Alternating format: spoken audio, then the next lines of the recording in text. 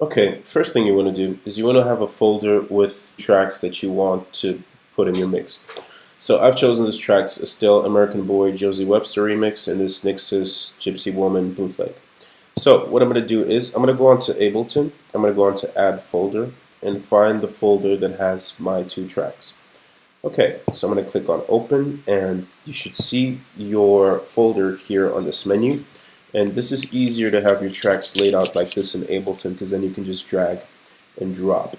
Okay, so I'm going to put my songs in a track here on Ableton. One song for each track. So how this is going to work is each song is going to be in a track and you're going to do your mix in a linear time fashion as you would just a regular production. So I'm going to put this Nix's Gypsy Woman track here second. A couple of things you want to take note of. First is the BPM of your Ableton.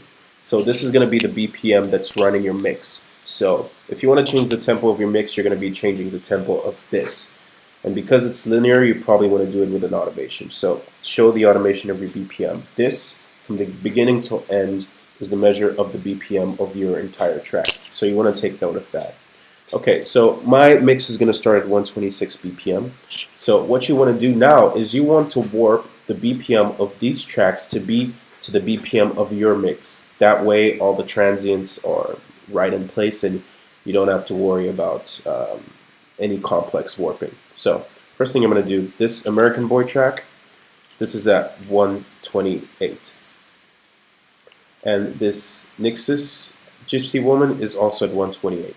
So Ableton is going to guess what the BPM of each track is, and that's fine. But the thing is, sometimes it gets it wrong. So in that case, you should probably go to either Rekordbox or Traktor to figure out what is the right BPM, and then set it again here on Ableton. So another thing you want to take note of is the warping method of your track. So you see here it's got beats, tones, texture, repitch, complex, and complex pro. If you were to play your track as it sounds right now, it sounds fine, but what you're going to notice is that the track starts to stutter. And that's because this is a complex waveform. The beats warping method is used to recognize transients in your sound. So it's basically if you want to have drums, because it keeps the punchiness of the transients of your drums. But it doesn't work when you have a complex track because all that other important information that is not so transient rich is going to start clipping and it's going to start stuttering. So you don't want that. So what I usually do is I get all the tracks, everything in my file. I do that by clicking Command Alt. So everything in my file right now is in beats. That's the default when you put the tracks into Ableton. But what I want to do is put this to Complex Pro. And I use Complex Pro because it's the version that damages your file the least. It damages your file the least. You can play around with the formants to get it to wherever you want to be, but personally, through my experience, this is the version that damages your waveform the least. So if anyone in the comments has a better way of keeping all the information in your track, please let me know. I would love to hear that. So what's going to happen when you have it in Complex Pro is your transients are not going to be that punchy, but that's fine. It's not that heavy that it's, ruins the experience of your mix or anything.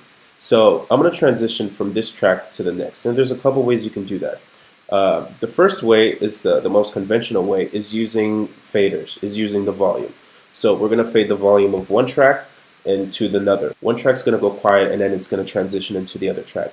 So what I'm going to do is I'm going to find a point in this song that has an emotional climax, and when that's over I'm going to start the next song. So that seems to be about here. This is when the chorus ends. So when this chorus ends, this Gypsy Woman track remix is going to pop out. So what I'm going to do is I'm going to fade the volume of this track out to this one. So let's listen to this transition with nothing at all. So what I want to do here, I want to transition this track before Estelle's vocals come in. So I'm going to automate. So how you do that is you go here to the track, you go to the fader, you show automation. So this is going to show you the automation of the volume. So you want to click here and you want the volume to fade out. I want the volume to fade out just about when her vocals end and then fade out completely a few seconds later, you know? Perfect. Okay, so another way you can transition from one track to another is by using filters and effects. So I'm going to show you the filters first. I'm going to go into audio effects, auto filter. Okay, so you can either have a low pass or a high pass filter.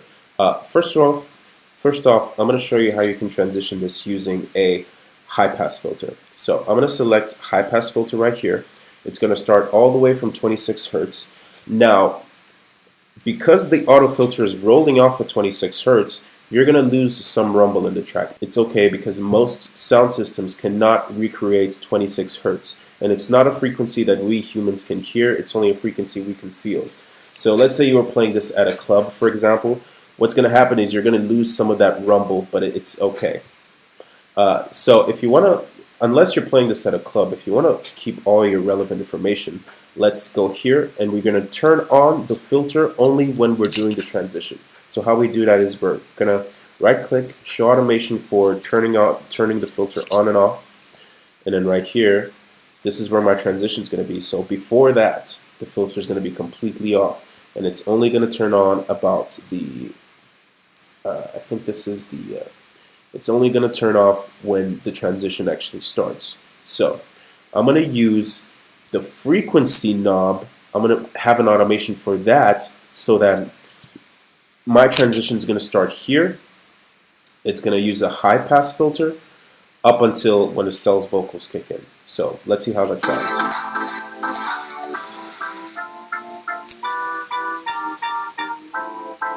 And then there we have our transition. So that's how you go from one track to another using the high pass filter. And you could do the same with a low pass filter. Let me just delete the automation real quick. And we're going to switch this to a low pass filter. So we're going to put it all the way to 19 Hertz, show automation. It's going to start from here and end here. And it's going to sound a little bit abrupt, but just for the sake of this tutorial, let's go. Perfect. So that's how you can transition using either a high or low pass filter. And you can use the same thing with reverb and delay. So what I like to do is sometimes I like to wash the previous track out with reverb before the next track comes in. So what you're going to do is you're going to get the dry wet all the way to 0. And I like to put the decay time to something crazy, like over 5 seconds. This is totally up to you, depending on the emotional impact you want the transition to have. But around 7 seconds should be fine for this one. What I want to do, I want the reverb to start from 0 and then go all the way up to about 60% when the last little bit of the sample ends.